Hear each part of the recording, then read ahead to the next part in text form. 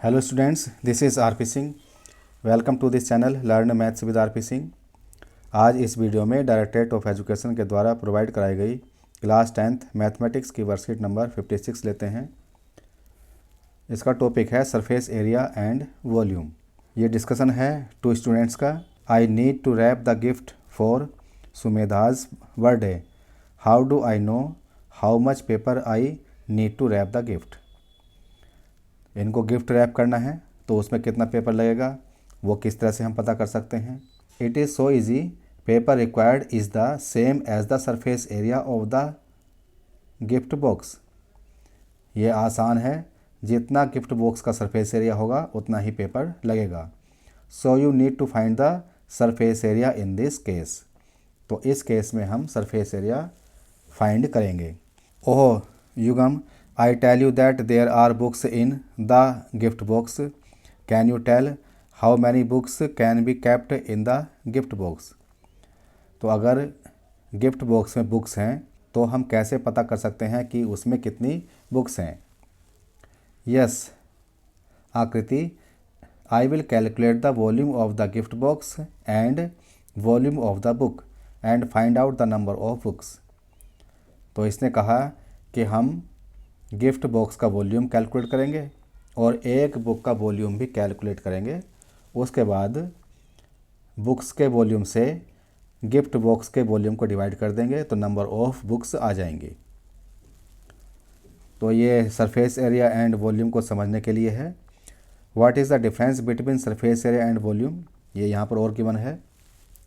Surface area, it is defined as the area of the surface of an object और shape. It can be find out in two ways. तो surface area का मतलब यहाँ पर है surface का area. इसको दो तरह से फाइंड करते हैं, टोटल सरफेस एरिया या एरिया ऑफ ऑल सरफेसेस। एक तो हो गया टोटल सरफेस एरिया जिसमें कि एरिया हम सभी सरफेस का एरिया निकालते हैं। जैसे कि यहाँ पर ये क्यूब है तो इसका अगर हमें सरफेस एरिया निकालना है, टोटल सरफेस एरिया, तो जितने भी इसकी फेसेस हैं 1 2 3 4 साइड फेसेस हैं और ये ऊपर की फेस और नीचे की फेस 6 फेसेस हैं। तो इन सभी का एरिया निकाल लें तो टोटल सरफेस एरिया निकल जाएगा। दूसरा है लेटरल या curve surface area, area of sum of the surface of an object और शेप। तो लेटरल सरफेस एरिया निकालते हैं तो इसमें हम इसकी जो 4 साइड्स हैं इनका सरफेस एरिया निकालते हैं, तो ये लेटरल सरफेस एरिया हो जाता है। कर्व सरफेस एरिया की बात करते हैं तो जैसे कि ये हेमिस्फेयर है, इसका कर्व सरफेस एरिया निकालेंगे तो इस सरफेस का एरिया निकालेंगे, वो कर्व सरफेस एरिया होगा। और उसमें अगर हम इसके बेस का एरिया ये भी शामिल कर लेते हैं तो टोटल सरफेस एरिया आ जाएगा। Second, it is a 2 dimensional measurement and measured as square units, that is metre square centimetre square. हमें ये ध्यान रखना है कि सरफेस एरिया जो होता है वो 2 डायमेंशनल है। जैसे कि हम इस सरफेस का एरिया निकाल रहे हैं तो ये लेंथ हो गई और ब्रेथ हो गई, तो लेंथ इनटू ब्रेथ करेंगे। अगर लेंथ सेंटीमीटर में है, ब्रेथ सेंटीमीटर में है तो एरिया सेंटीमीटर स्क्वायर में आएगा, और अगर लेंथ एंड ब्रेथ मीटर में है तो एरिया मीटर स्क्वायर में आएगा। Example of surface area are, surface area के एग्जाम्पल क्या होंगे। रैपिंग ए गिफ्ट, किसी गिफ्ट को रैप करना है तो उसमें सरफेस एरिया का यूज़ होना है। जैसे कि मान लीजिएगा ये गिफ्ट बॉक्स है, इस गिफ्ट बॉक्स को रैप करना है तो इसके चारों ओर जितना भी इसमें प्लास्टिक शीट लगेगी या जिस चीज़ से हम इसको कवर कर रहे हैं तो उसका एरिया आ जाएगा। पेंटिंग है वॉल, वॉल पर जो पेंट करते हैं तो वो भी सरफेस एरिया से रिलेटेड है। Covering a bowl with a lid, ये भी सरफेस एरिया से रिलेटेड है। नेक्स्ट है volume, it is defined as the space occupied by any solid object. Solid object ने जितना स्पेस ऑक्युपाई किया, ये सॉलिड ऑब्जेक्ट है, इसने कितना स्पेस ऑक्युपाई किया वो इसका वॉल्यूम हो जाएगा। ये वुड का बना हुआ है तो वुड ने कितना स्पेस ऑक्युपाई किया है वह इसका वॉल्यूम होगा। और अगर ये खाली है तो खाली के लिए इसमें if the object is hollow then the volume is defined as how much quantity an object can hold. For hollow objects volume is termed as capacity. अगर ऑब्जेक्ट खाली है तो वह कितनी क्वांटिटी होल्ड कर सकता है वह इसका वॉल्यूम हो जाएगा। और वॉल्यूम को हम कैपेसिटी कहते हैं।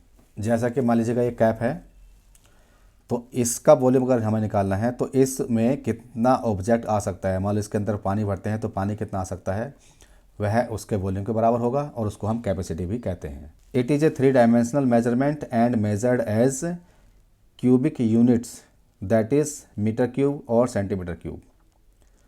तो वॉल्यूम जो है वो 3 डायमेंशनल क्वांटिटी है।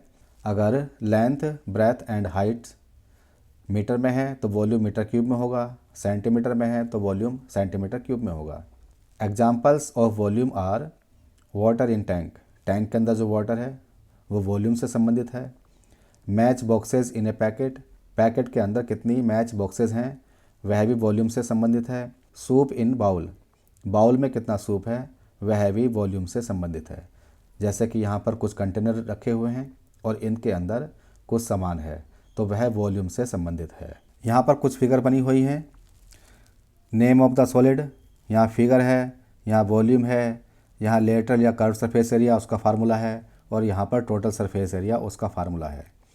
तो पहली शेप क्यूबॉइड की है, ये इस तरह से बनती है। इसका वॉल्यूम होगा लेंथ, ब्रेथ एंड हाइट तीनों की मल्टीप्लाई। लेटरल सरफेस एरिया इसका होगा 2LH + 2BH, इसमें से 2H को माना जाएगा तो L प्लस भी हो जाएगा। इसका मतलब है कि एरिया ऑफ 4 साइड्स, जैसे यहाँ पर एक क्यूबॉइड है तो अगर हमें इसका लेटरल सरफेस एरिया निकालना है तो इसकी 4 साइड, ये और इधर साइड और इधर साइड, इनका सरफेस एरिया निकालेंगे तो वो लेटरल सरफेस एरिया हो जाएगा। अगर ये लेंथ है और ये हाइट है तो L × H हो गया, ऐसा ही पीछे का होगा तो 2L × H हो गया। इस साइड को देखेंगे B × H इसका एरिया और इतना ही एरिया इस साइड का होगा तो 2BH ये हो जाएगा। दोनों को हम ऐड करेंगे तो लेटरल सरफेस एरिया आ जाएगा। और अगर हमें इसका टोटल सरफेस एरिया निकालना है तो इसके लिए हम टॉप का एरिया L × B और नीचे का एरिया ये भी L × B होगा, दोनों को ऐड कर लेंगे तो टोटल सरफेस एरिया आ जाएगा। नेक्स्ट है क्यूब। क्यूब में length, breadth and height equal होती हैं तो साइड A ले ली है। इसका वॉल्यूम हो जाएगा लेंथ × ब्रेथ × हाइट से A × A, A क्यूब हो गया। और इसका अगर हम लेटरल सरफेस एरिया लेंगे तो एरिया ऑफ 4 साइड्स 1 2 3 4, एक का एरिया होगा side into side A²। 4 side लेनी है तो 4A² हो गया। और टोटल सरफेस एरिया के लिए हम ऊपर का और नीचे का एरिया ले लेंगे तो 2A² और ऐड हो जाएगा, 6A² हो जाएगा। नेक्स्ट है राइट सर्कुलर सिलेंडर। इसमें ये रेडियस हो गई, ये हाइट हो गई। इसका वॉल्यूम होता है πr²H। लेटरल सरफेस एरिया होता है 2πRH। तो यहाँ पर हम इस सिलेंडर के लेटरल सरफेस एरिया की बात करेंगे तो ये जो कर्व सरफेस है यहाँ पर इसको हम बोलेंगे कर्व सरफेस एरिया। इसकी सरफेस कर्व होती है इसलिए इसको हम बोलते हैं कर्व सरफेस एरिया। तो ये हो जाएगा इस कर्व सरफेस का एरिया। इसमें इसको और ऊपर के टॉप का एरिया नहीं लेंगे तो कर्व सरफेस एरिया होता है 2πRH। जब हम टोटल सरफेस एरिया लेते हैं तो टॉप का एरिया ये सर्कुलर है, इसका एरिया πr² हो जाएगा और इसके बेस का एरिया भी πr² होगा। तो πr² + πr², 2πr² हम कर्व सरफेस एरिया में ऐड कर लेंगे। कॉमन लेके आ जाएगा ये 2πr ब्रैकेट में H + R। नेक्स्ट है कोन, राइट सर्कुलर कोन। ये राइट सर्कुलर कोन है। यहाँ पर ये बिल्कुल स्ट्रेट है, ये टेढ़ी नहीं है। हम इसको इस तरह से खड़ा करके देख सकते हैं। टॉप से लेकर यहाँ तक ये परपेंडिकुलर है। तो इसमें क्या होता है, यहाँ से यहाँ तक ये रेडियस होती है, परपेंडिकुलर हाइट H होती है, सेंटर से लेकर टॉप के बीच की डिस्टेंस। और ये जो तिरछी है इसको स्लैंट हाइट बोलते हैं, इसको L लेते हैं। तो इसका जो वॉल्यूम होता है 1/3 πr²H होता है। क्योंकि अगर हम इतनी रेडियस का और इतनी हाइट का सिलेंडर लें और इस कोन से उस सिलेंडर में लिक्विड भरें तो वह 3 बार में भर जाएगा। इसलिए कोन का वॉल्यूम सिलेंडर के वॉल्यूम का 1/3 होता है। तो कोन का वॉल्यूम हो गया 1/3 πr²H। इसका लेटरल सरफेस एरिया लेंगे तो लेटरल सरफेस एरिया में जो हमें पोर्शन दिखाई दे रहा है ये इसका लेटरल सरफेस एरिया होगा। इसमें बेस का एरिया नहीं होता है। इसकी सरफेस कर्व्ड है इसलिए इसका कर्व सरफेस एरिया होगा। तो कर्व सरफेस एरिया होता है πRL। πRL में ये वाला सरफ एरिया आ जाएगा इसका। और अगर हमें इसका टोटल सरफेस एरिया निकालना है तो कर्व्ड सरफेस एरिया में एरिया ऑफ बेस ऐड कर लेंगे। एरिया ऑफ बेस होगा इसका पाई आर स्क्वायर। तो ये ऐड करने के बाद में टोटल सरफेस एरिया हो गया pi R L plus pi are square. इसमें से पाई आर कॉमन ले सकते हैं तो एल प्लस आर बचेगा। नेक्स्ट है स्फेयर। स्फेयर बॉल की तरह से होता है, जैसे कि ये बॉल है, ये स्फेयर है, इसकी रेडियस आर है। तो इसका जो वॉल्यूम होता है 4/3 पाई आर क्यूब के बराबर होता है। इसका कर्व्ड सरफेस एरिया, इसकी सरफेस पूरी कर्व्ड है तो इसका curved surface area 4 pi are square होता है। और इसमें अलग से कोई सरफेस नहीं है, इसलिए कर्व्ड सरफेस एरिया ही टोटल सरफेस एरिया के इक्वल होता है। तो टोटल सरफेस एरिया भी 4 पाई आर स्क्वायर हो गया। अब हम हेमिस्फेयर की बात करते हैं। आधा स्फेयर हो गया, तो आधा स्फेयर हमने ये लिया है इसमें। तो जिस तरह से स्फेयर का वॉल्यूम होता है 4/3 पाई आर क्यूब, तो आधे स्फेयर का वॉल्यूम हो जाएगा 2/3 पाई आर क्यूब। आधा हो गया ये। इसका curved surface area, curved surface area में इसके हम इस सरफेस की बात करेंगे। Curved surface area of sphere होता है 4 पाई आर स्क्वायर। तो curved surface area of hemisphere हो गया 2 pi are square. 4 pi are square का आधा। लेकिन जब हम टोटल सरफेस एरिया की बात करेंगे तो यहाँ पर एक सरफेस और ये जनरेट हो गई है। इस सरफेस का एरिया हो गया 2 पाई आर स्क्वायर। और ये जो सरफेस है ये सर्कुलर है, इसकी रेडियस आर है, तो इसका एरिया हो गया पाई आर स्क्वायर। तो इस तरह से हेमिस्फेयर का टोटल सरफेस एरिया हो गया 2 pi are square plus pi are square, it means 3 pi are square. इस तरह से हमने इन सॉलिड फिगर्स के वॉल्यूम एंड सरफेस एरिया के फार्मूलेस पढ़ लिए हैं। Now answer these. अब हमें इनके आंसर लिखने हैं। Name following as surface area and volume situation. इसमें हमें बताना है कि कौन सी सिचुएशन सरफेस एरिया की है और कौन सी वॉल्यूम की है। तो यहाँ पर ग्लास है, ग्लास के अंदर लिक्विड भरा हुआ है, तो ये जो है ये वॉल्यूम से रिलेटेड है, तो यहाँ पर हम वॉल्यूम लिख देंगे।